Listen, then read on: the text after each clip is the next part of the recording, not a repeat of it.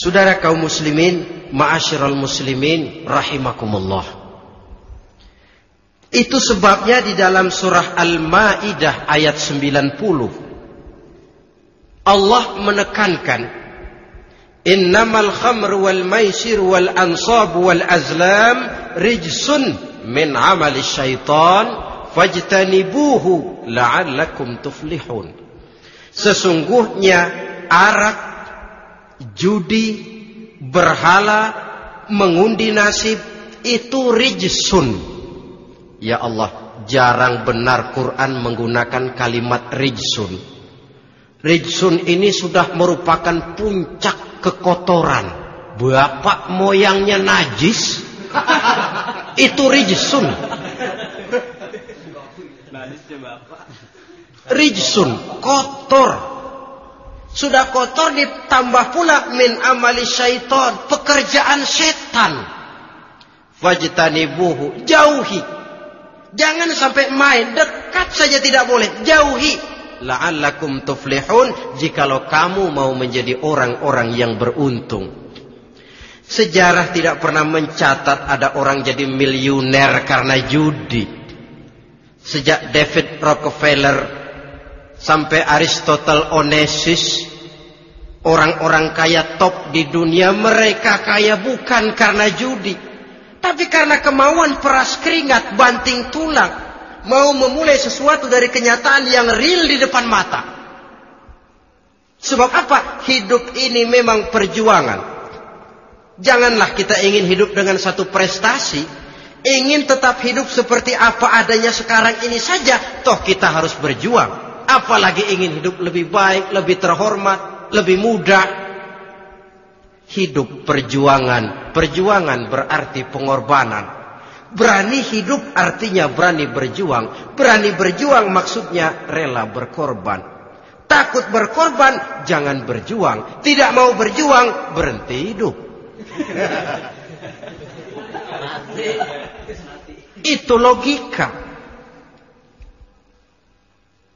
Dan bagaimanapun saya yakin lebih baik berkorban daripada menjadi korban.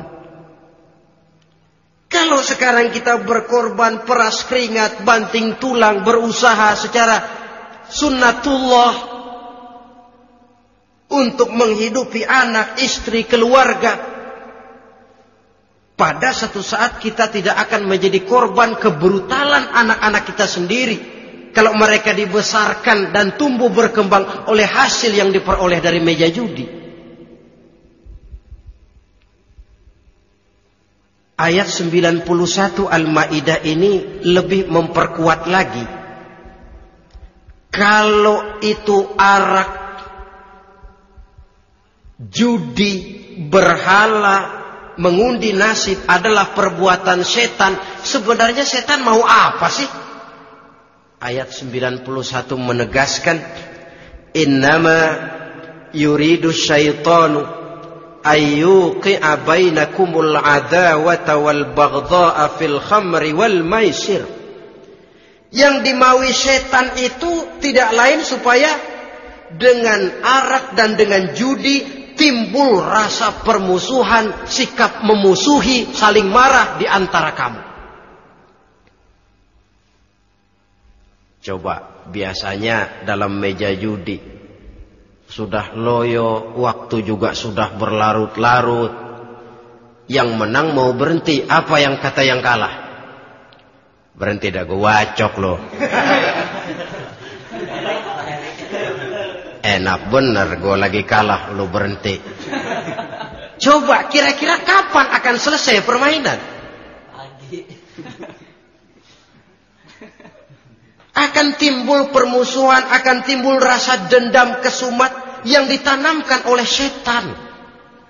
Karena memang baik arak, baik judi, baik berhala, baik mengundi nasib, itu semua permainan-permainan setan yang diberikan kepada kita untuk kita ikut andil bermain di dalamnya. Tatkala kita ikut terkena jerat setan, tertawalah mereka. Kenapa? Oh, makin banyak teman saya di neraka. Maaf, setan itu kan sudah tahu vonisnya. Ketika dulu dedengkotnya yang namanya iblis terusir dari surga, itu bikin semacam perjanjian dengan Allah. Tuhan, kenapa iblis? Gara-gara Adam saya terusir dari surga. Maka sejak saat ini Adam dan seluruh keturunannya adalah musuh bebuyutan saya. Saya akan gelincirkan mereka dari jalan. Silahkan iblis, goda mereka.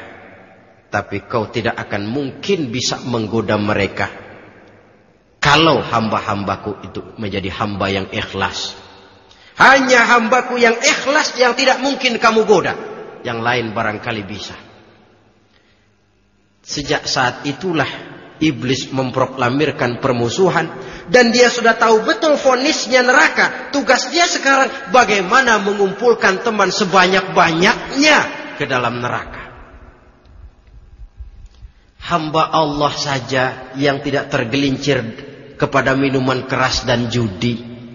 Hamba Allah yang ikhlas itu bagaimana? Yang ikhlas menjadi hamba Allah. Dalam arti kata dan perbuatannya memang mencerminkan bahwa dia hamba Allah.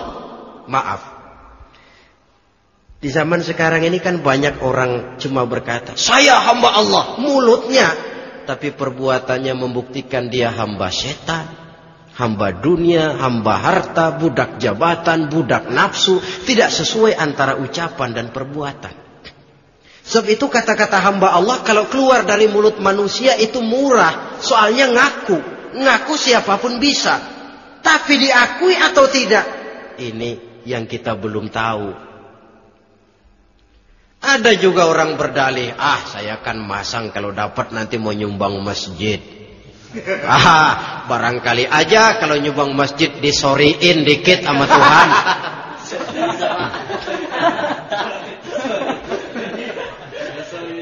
Apa bisa begitu?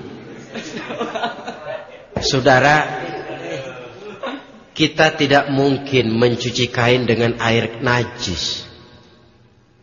Innallaha thayyibun, kata Nabi, la yaqbalu illa thayyiba. Allah itu baik dan hanya menerima yang baik. Bahwa dalam Islam tujuan yang baik harus dicapai dengan prosedur yang baik. Bahwa niat menyumbang masjid bagus, tapi hasil daripada judi atau undian tidak akan menyampaikan kita kepada tujuan itu. Tidak boleh mencuri kain walaupun niatnya untuk sholat. Kalau nyolong kain niatnya buat sembahyang, dimaafin kali. Walaupun sholatnya sah, mencuri kainnya tetap saja dosa. Islam tidak menghalalkan segala cara untuk mencapai suatu tujuan. Bahwa tujuan yang baik harus dicapai dengan cara yang baik juga. Dan penyakit judi ini juga bukan penyakit baru. Sejak dulu masa jahiliyah judi mereka, saya kira kalau Las Vegas, kota judi Amerika saja barangkali masih kalah dengan cara judi jahiliyah dulu. Mereka kalau sudah judi itu uang. Habis uang ada punya tanah pasang taruhan. Habis tanah ada rumahnya dipasang. Apalagi yang ada? Ternak unta dipertaruhkan. Harta habis, rumah ludes, kebun binasa, ada istri juga dipasangin. Judi.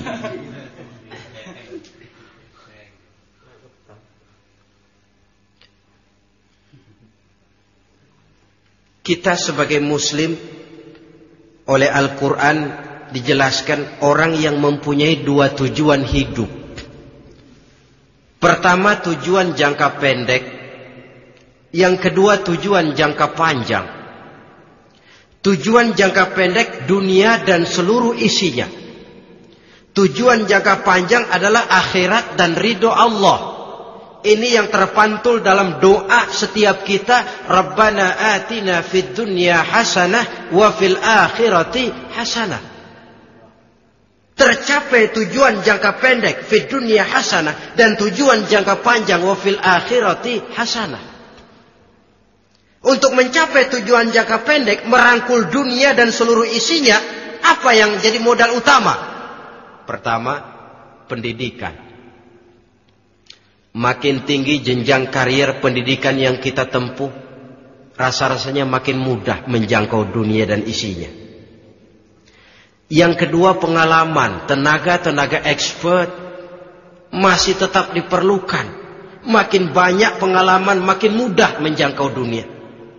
Yang ketiga, dan ini ada tapi tidak bisa dijadikan pegangan, faktor nasib. Faktor kebetulan ada, tapi tidak bisa dijadikan pegangan mutlak. Pendidikan, pengalaman, ingin menjangkau fid dunia hasanah, ini modal utama. Lalu untuk mencapai fil akhirati hasanah, prestasi ibadah. Bagaimanapun tinggi pangkat dan jabatan kita, bagaimanapun banyak gelar kita sandang, tanpa prestasi ibadah, nol besar kita dalam pandangan Allah. Itu sebabnya kita sholat. Jadi tidak beralasan kalau orang ditanya, kenapa sih kamu nggak sholat? Tetangga saya sholat melarat terus. Memang sholat itu bukan untuk mencari uang kok. Kalau ada orang yang rajin sholat, rezekinya kelihatan lancar, itu cuma sekedar persekot. Uang muka, cashnya tetap di akhirat nanti. Efeknya apa? Karena kita punya tujuan jangka panjang, mengharap ridho Allah di akhirat. Cara kita mencapai tujuan jangka pendek dibatasi oleh pertanyaan, Allah ridho apa enggak?